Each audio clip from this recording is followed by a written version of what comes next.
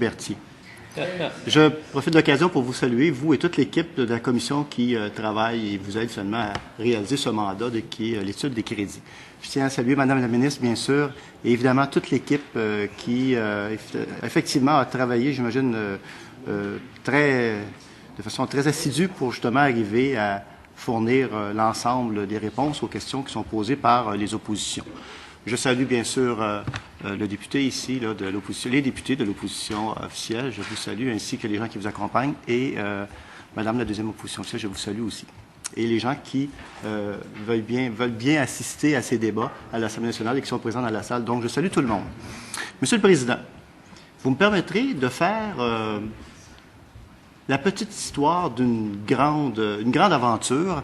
Et je vous le dis, Madame la ministre, j'ai l'intention, finalement, de vous demander ce que le ministère et vous-même faites en termes d'action au niveau du décrochage scolaire, mais avant d'avoir la réponse, votre réponse, je vais y aller de façon plus positive, je vais vous parler de persévérance scolaire. Et vous savez que, Madame la ministre le soulignait tantôt, je pense que tout le monde l'a souligné, je tiens à le faire moi-même, moi aussi d'ailleurs, c'est que nous sommes en pleine semaine de la persévérance scolaire, donc les journées de la persévérance scolaire. Et je vous disais tantôt, Monsieur le Président, que faisons la petite histoire, parce que vous savez qu'il y a une petite histoire pour une grande cause comme celle-là. Madame la ministre va sûrement être heureuse de savoir, et elle le sait probablement déjà, que les journées sur la persévérance scolaire ont été mises en place en 2005 et ce fut en Montérégie. Alors depuis ce temps-là, toutes les régions du Québec ont emboîté le pas et c'est toutes les régions du Québec qui, et ça je prends ma source sur Google, alors moteur de recherche, je vous le dis tout de suite. C'est fiable. Alors oui, c'est très fiable. En général, c'est très fiable, mais j'ai contre-vérifié. Voyez-vous, j'apprends avec le temps. Oui, il faut faire des contre-vérifications avant d'affirmer des choses, Monsieur le Président. Donc, j'ai contre-vérifié et non seulement c'est tout le Québec maintenant qui travaille à cette tâche-là de la persévérance scolaire. Il va y avoir 3000 activités dans les jours qui vont suivre, justement, pour souligner et démontrer à quel point le Québec et l'ensemble des Québécois et des Québécoises ont décidé de relever ce défi-là de la persévérance scolaire. Et c'est pas anodin, ce travail-là se fait d'une façon, je vous dirais, là, extraordinaire. Il y a tous les partenaires, entreprises, éducateurs, commissions scolaires, tout le monde, mais vraiment tout le monde, les parents, bien sûr, les parents, éducatrices, tout le monde veut mettre l'épaule à la roue, tout le monde veut s'attaquer à ce fléau qu'est le décrochage scolaire par la persévérance scolaire. Moi-même, Madame la ministre, j'ai eu l'occasion en 2012, début d'hiver 2012, de faire une tournée dans mon comté sur la persévérance scolaire et j'avais demandé à certains partenaires de m'accompagner dans cette tâche-là et j'ai eu des réponses positives. Je vous dirais, la commission scolaire des Samars ont accepté finalement d'embarquer dans l'aventure avec moi et mon équipe au bureau de comté. Et je le dis là de façon non partisane parce que je pense que c'est un dossier qui, je pense, doit s'inspirer notamment de mourir dans la dignité. Ça doit être fait de façon non partisane. On le fait pour nos enfants, pour nos jeunes, pour l'avenir du Québec. Donc, la Commission scolaire des Samars nous a accompagnés dans cette tournée sur la persévérance scolaire. Nous avons eu aussi la chance d'avoir, parce que dans mon comté, j'ai la chance d'avoir 2 carrefours jeunesse-emploi. Et je vous invite à aller voir ce que font les carrefours jeunesse-emploi au Québec, notamment dans le comté de Berthier, en Matawini et dans Dautré-Joliette. Allez voir ce que les carrefours jeunesse-emploi font en termes d'action au niveau de la persévérance scolaire. C'est extraordinaire. Donc, ils ont accepté d'embarquer dans l'aventure et nous avons eu aussi la chance d'avoir une chercheuse de la chaire de recherche de l'Université du Québec à Trois-Rivières, chaire de recherche qui, justement, travaille au niveau des jeunes, donc pour justement s'assurer que les jeunes vont persévérer dans leurs études. Madame Nadia Rousseau, donc grande chercheuse à l'Université du Québec à Trois-Rivières, qui a aussi accepté d'embarquer dans l'aventure. Et nous avons donc sillonné le comté, Monsieur le Président, et nous avons fait des découvertes fantastiques. Non seulement dans le comté y a-t-il des gens qui sont investis dans cette mission-là, des organismes qui sont investis dans cette mission-là de persévérance scolaire, mais je vous dirais que les seules barrières qu'il y a finalement, c'est nous qui nous les mettons Alors, il n'y a pas de barrière, il n'y a pas de limite. L'imagination des gens est incroyable. Ils mettent en place des outils, des programmes. Ils développent ça, évidemment, avec l'ensemble des partenaires du milieu. Et je vous garantis que les résultats sont fantastiques. Pour la tournée que nous avons fait à début d'hiver 2012 avec les partenaires dont j'ai fait l'énumération tantôt, nous avons pris la peine de faire aussi de la recherche et nous avons contre-vérifié nos recherches, Monsieur le Président, pour s'apercevoir qu'il se passe des choses, mais pas juste au Québec, mais en Ontario, en Alberta, dans les autres provinces et à travers le monde, en Europe notamment. Il y a des belles choses qui se passent présentement par rapport à ce, moi j'appelle ça un fléau. C'est une bataille, je pense, qu'on doit mener tous ensemble et on doit relever ce défi-là. Et je pense, et je suis tout à fait convaincu que ce qui se fait ailleurs mérite d'être regardé. Adaptons-le finalement à nos besoins, à nous, à nos spécificités, hein, comme Québécois. Et je vous dirais que même, j'ai des exemples ici, Monsieur le Président, là, je pense que je vais vous en nommer quelques-uns, des exemples qui, effectivement, font école, sans jeu de mots, font école à travers la planète, notamment en Europe. Je donne un exemple ici à la Commission scolaire du Fer, secteur Sept-Îles. Alors, ils offrent une maternelle 4 ans, hein, qui appelle Coup de pouce. Ce service s'adresse à des enfants de 4 ans qui ont besoin d'une stimulation particulière. Ça permet de dépister les besoins des jeunes avant leur entrée en maternelle. Ça permet aussi aux jeunes et aux parents de bien s'adapter au monde scolaire.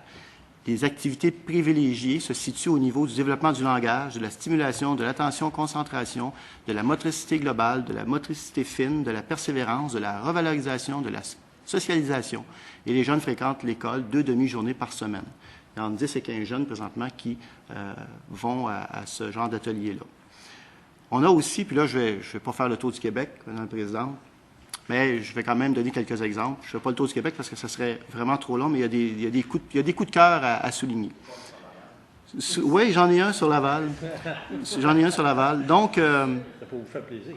On parle ici, là, on parle de projets divers pour améliorer la persévérance et la réussite. Hein? Donc, soutien aux élèves ayant des troubles de comportement, acquisition de saines habitudes de vie. Et ça s'applique, je pense, à nous tous. Et moi-même, j'ai un travail à faire là-dessus. Je m'y mets bientôt, là. Aspiration scolaire et professionnelle, assiduité des élèves, soutien parental, travail conjoint avec le CPE, la marée montante en Haute-Gaspésie. Commission scolaire estuaire.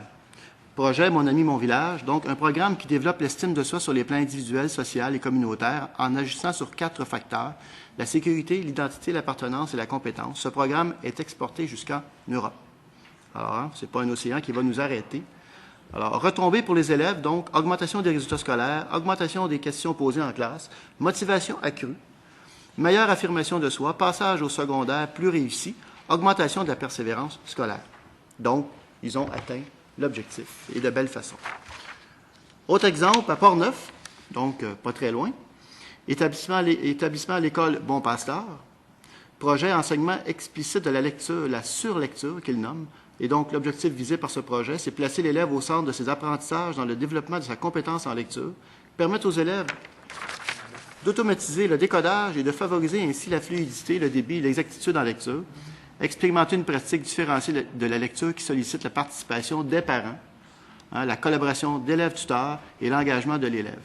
Vous connaissez tous, sans doute, le proverbe, je crois qu'il est africain, je peux me tromper, M. le Président, je n'ai pas contre-vérifié, là, mais de mémoire, il est africain. Ça prend tout un village pour élever un enfant. Rappelons-nous, hein, et je ne dis pas que ce n'est pas le cas aujourd'hui, mais je pense qu'on peut aller encore davantage vers ça, mais rappelons-nous, reculons dans le temps des petits villages, M. le Président, où c'était vraiment ça, hein, où si un jeune ou un moins jeune faisait quelque chose, on lui disait, ben regarde, c'est pas tout à fait correct. Alors, je pense que c'est une belle valeur qui mériterait finalement de revenir à la mode. Commission scolaire Laval, pour vous faire plaisir, je ne l'avais pas mis dans ma liste, mais étant donné de Laval, excusez-moi, le 2 est après. Donc, établissement Centre horticole de Laval et École Le Virage. Vous connaissez? Projet Virage et formation professionnelle. Le projet Virage et formation professionnelle, j'espère que je ne vous enlève pas votre question, ça va? Professionnel de la Commission scolaire de Laval est né du souci des directions de contrer le décrochage scolaire, spécifiquement des élèves de 15 ans qui n'ont pas atteint les objectifs des programmes d'études de l'enseignement primaire en langue d'enseignement et en mathématiques. Un projet de formation leur permet de compléter leur séjour à l'école avec une pédagogie susceptible d'accroître leur estime de soi. Ce projet est en partenariat avec la formation générale des jeunes de la formation professionnelle. Vous allez me permettre, Monsieur le Président, de finir chez moi, n'est-ce pas? Commission scolaire des Samars et des affluents. Donc, projet activité pour favoriser la persévérance scolaire. Campagne Petite enfance qui a comme objectif d'accroître les gestes d'éveil à la lecture et l'écriture dans les familles. Campagne Jeunes qui a comme objectif d'accroître les aspirations scolaires et professionnelles des jeunes. Campagne Parents qui a comme objectif d'accroître les gestes d'encouragement et d'accompagnement de la part des parents et des adultes auprès des jeunes. Et là-dessus, j'imagine que ça se fait aussi à travers le Québec. J'y participe moi-même tous les ans où on se réunit, les écoles secondaires, sans aviser les élèves. On essaie de ne pas les aviser, mais c'est difficile avec les médias sociaux aujourd'hui. Donc, de leur faire la surprise et les parents, on se réunit là, à l'extérieur. On est des centaines de personnes. Là. On se réunit à l'extérieur et la direction fait sortir les élèves dehors et on leur fait une haie d'honneur. Alors, c'est tout à fait extraordinaire. Bon, c'est sûr qu'il y a des élèves qui se cachent un peu quand ils nous voient. Là. Pas toujours plaisant de voir son père ou sa mère. Bon, vous savez, c'est quoi l'adolescence? Je ne vous parlerai pas trop de ça, là, mais vous comprenez un peu. Mais écoutez, c'est fantastique parce que ça permet à chacun des élèves de voir à quel point on tient à ce qu'ils continuent finalement leur parcours scolaire. Campagne employeur qui a comme objectif de sensibiliser les employeurs au rôle qu'ils peuvent jouer dans la prévention du décrochage scolaire, particulièrement autour de la conciliation travail-études. Ça, c'est important. Le jeune, il veut travailler, il veut avoir de l'argent de poche, mais il faut sensibiliser l'employeur. Et on fait même signer des contrats aux entreprises, comme quoi qu'ils s'engagent à respecter un travail et études chez l'étudiant. Campagne Retour aux études qui a comme objectif d'encourager les raccrocheurs et les sensibiliser à l'importance de persévérer. Bref, Monsieur le Président, le Québec, je pense, est sur une belle lancée par rapport à ça. Tous les acteurs sont sensibilisés, tous les acteurs veulent s'impliquer et je pense que ce sera, pour les années à venir, la chose à faire parce qu'effectivement, c'est un fléau. Monsieur le Président, j'aimerais demander à la ministre si elle peut concrètement me dire quelles actions sont posées ou sont à venir par rapport au décrochage scolaire. En 3 minutes et demie, après des remarques extraordinaires que vous venez de faire, vous avez fait le tour du Québec. Bon. 13 et demi.